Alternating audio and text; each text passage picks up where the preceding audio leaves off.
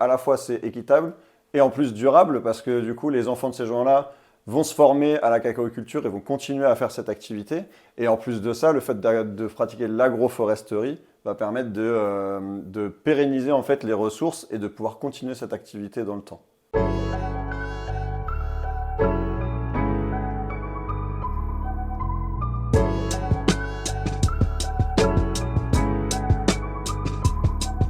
Vous l'aurez compris, chez Beyond the Seine, la gourmandise n'est pas spécialement un vilain défaut. Après avoir visité les coulisses de la musardière ou encore savouré les saveurs subtiles du gin Le Madame, place à la dose de vitamine D qui met tout le monde d'accord, ou presque. Que vous le préfériez blanc, au lait ou encore noir, découvrez Babzacao et leur démarche engagée. Vous allez fondre! Eh bien moi c'est Bastien, je suis le chocolatier. Et moi, Margot. Et Babzacao parce que c'est la contraction du surnom que Margot me donne, Babzou, et le cacao c'est la matière qu'on travaille ici. Je suis devenu chocolatier parce que j'avais une petite admiration étant jeune pour Pierre Hermé, un grand pâtissier parisien. Et donc du coup j'ai fait la même formation que lui, donc chez Le Nôtre à Paris. Et ensuite j'ai intégré les équipes d'un monsieur qui s'appelle Monsieur Gimnez à Lyon, qui m'a fait découvrir le chocolat et depuis je suis chocolatier. Le premier souvenir dont je me souviens, à ce moment de Pâques, forcément la recherche dans le jardin. Et puis un peu plus tard, je me souviens le stage de troisième, j'étais partie chez un chocolatier pour faire mon stage. Et là je crois que c'est le coup de cœur, quoi. Et moi, mon premier souvenir de chocolat, je crois que c'est avec ma mère, quand on était petit, on allait souvent après l'école dans une boutique à Lisieux, donc qui est ma ville de naissance, dans une boutique de chocolat. Et la dame, à chaque fois, nous offrait toujours un chocolat. Et ça, c'est quelque chose que du coup, j'ai voulu que dans mes équipes, on respecte à chaque fois. Dès qu'on reçoit un client, on lui offre tout de suite un chocolat, c'est la base. Et bah, la part de créativité, bah, elle est assez grande. Alors après, on est pris aussi un peu dans le quotidien, ce qui fait que du coup, on a quand même un boulot répétitif quand même au quotidien. On fait beaucoup la même chose parce qu'on a une grande gamme, mais bah, il faut il faut essayer de la renouveler, mais en même temps, bah, il faut achalander le magasin. Mais après, effectivement, on va dire que 2 fois par an, on va essayer de réfléchir un petit peu aux nouveautés qu'on va amener, et c'est là qu'intervient la créativité. Voilà, après, Et après, toute la aussi le partie. côté un peu plus graphisme, de quelle manière on va mettre en avant la marque, l'identité, de quelle façon on va communiquer. Et là, je pense qu'il y a aussi une grande part de créativité à avoir à ce niveau-là. Donc nous, notre slogan, c'est beau, brut et bon. Jusque-là, rien d'anormal. En fait, nous, on se démarque de la façon dont on travaille les produits. On va travailler des produits essentiellement bruts et naturels afin de sublimer leur goût authentique. Dans l'approvisionnement de notre matière première de base, là pour le coup c'est pas très local. Par contre, après on va bosser en local. Alors ici à la boutique, vous avez pu voir, il y a pas mal de créations de locaux, Mister Smuggler, Cosmopolitan. On a des paysagistes qui travaillent avec nous. Enfin voilà. Et puis après, sur la matière première, le sucre vient à moins de 30 km d'ici. Les matières premières telles que les fruits, pareil, on essaye de sourcer au maximum quand c'est possible en Normandie. Le lait, la crème, le beurre, en règle générale, on essaie, dès que c'est possible, de travailler en local. Puis avec des collaborations aussi avec des institutions à côté, que ce soit restaurateurs, boulangers ou autres, de créer justement une économie circulaire. Ça profite à tout le monde.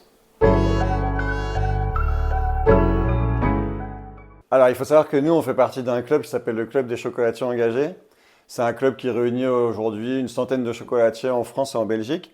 Le but de ce club, justement, c'est de promouvoir un approvisionnement de qualité, sourcé, qui rémunère correctement le producteur et qui permet aussi de faire en sorte que cette production soit durable.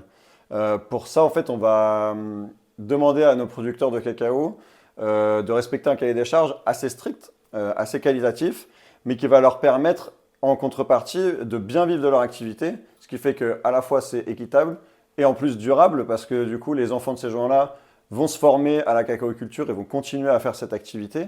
Et en plus de ça, le fait de pratiquer l'agroforesterie va permettre de pérenniser en fait les ressources et de pouvoir continuer cette activité dans le temps. Alors, on va visiter des producteurs de cacao au fur et à mesure de nos voyages. Alors pour le coup, le Cameroun, on n'y est pas encore allé. Ça fait partie des prochains voyages. Là, par contre, on revient de la Martinique, par exemple, où on est allé visiter 2 productions de cacao françaises, du coup. Et on a rencontré des gens super intéressants et une filière qu'il va falloir mettre en avant un jour parce qu'ils font du super travail.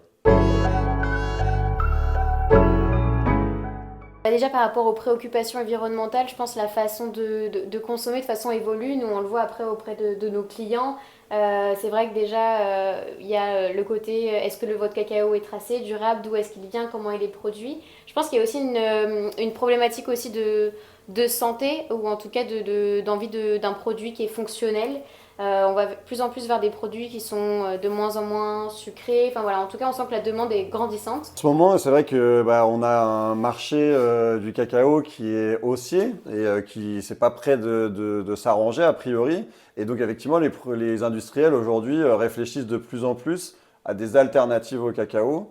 Je sais qu'il y a eu des essais de fait, par exemple sur des fermentations d'avoine ou d'orge, ou avec aussi de la graine de caroube. Et après, au niveau des nouvelles technologies, je pense que justement, il y a un tournant aussi à prendre sur tout ce qui peut être substitut de certains produits, que ce soit le sucre, que les protéines ou autres. Enfin, voilà. Je pense qu'il faut diversifier là-dessus. Et puis après, technologie, je pense qu'il y a un gros travail à faire aussi avec l'IA ou les nouvelles machines qui peuvent justement améliorer à la fois la productivité et puis la créativité aussi. Moi, mon rêve le plus fou, ça serait que tous les chocolatiers rejoignent le club des chocolatiers engagés. Ça serait top. Ça voudrait dire qu'on a fait un super boulot et ça me donnerait beaucoup d'espoir pour la filière cacao. Voilà, maintenant c'est un gros défi. Et toi? Faire kiffer les gens, quoi. C'est pas mal.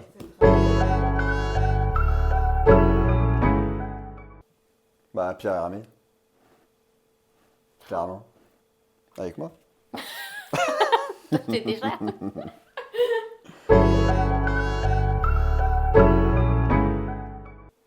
Moi, j'ai goûté, une fois dans un restaurant, j'ai goûté un magret de canard sauce chocolat. Excellent. Avec du gruyère de cacao. Enfin bref, c'était une tuerie. Et on a des copains, Magnum et Balthazar sur Vernon, qui font des dîners. Et alors, j'ai jamais goûté, mais ça me donne tellement envie. C'est des pâtes au chocolat blanc. Rendez-vous est pris. Ouais. Il paraît que c'est exceptionnel.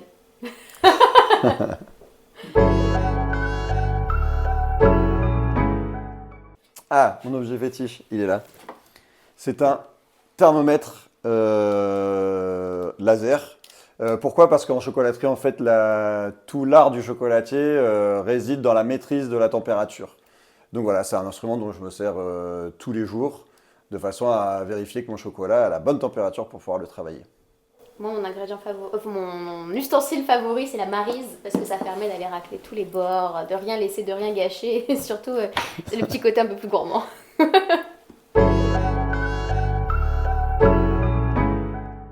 Je leur dirais de venir goûter du bon chocolat chez Babs Cacao, surtout chez Giverny Chocolat en ce moment. En plus, on propose des glaces sur lesquelles vous pouvez venir personnaliser avec des toppings, des sauces. Tout est fait maison et ça change de ce qu'on peut trouver habituellement. Je n'ai rien d'autre à ajouter. Nous espérons que cet épisode chocolaté vous aura donné envie de vous rendre dans la boutique de Babs Cacao. N'oubliez pas de partager et de vous abonner à Beyond the Scène. À très bientôt!